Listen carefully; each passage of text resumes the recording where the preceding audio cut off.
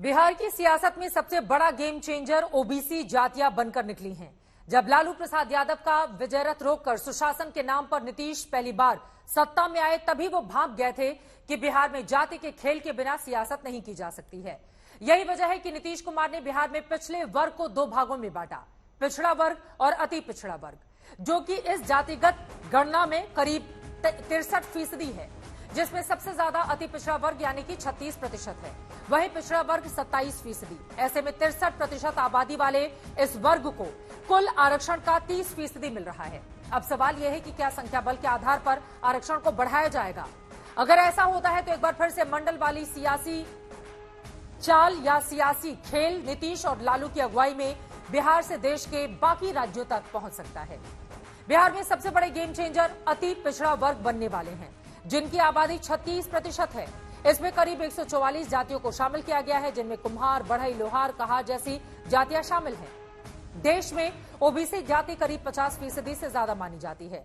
खुद प्रधानमंत्री नरेंद्र मोदी ओबीसी जाति से आते हैं। वहीं महिला आरक्षण के वक्त भी विपक्ष लगातार ओबीसी के मुद्दे को उठाता रहा है और अब जाहिर तौर पर इस मुद्दे को और बल मिलेगा।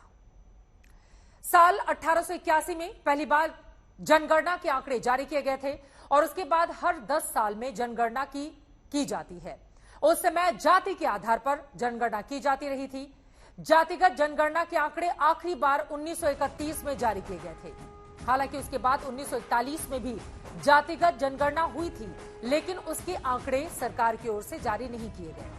जातिगत जनगणना में 1941 के बाद से अनुसूचित जाति और जनजाति की जनगणना होती है, लेकिन बाकी जातियों की अलग से जनगणना नहीं होती है। अब जनगणना में सिर्फ धर्मों के आंकड़े जारी किए जाते हैं, जिसके बाद इसे लेकर काफी वक्त से सियासत हुई। अब बिहार में जाति जनगणना के बाद बाकी राज्य भी जाति के आधार पर आंकड़े जारी करने की तैयारी कर रहे हैं।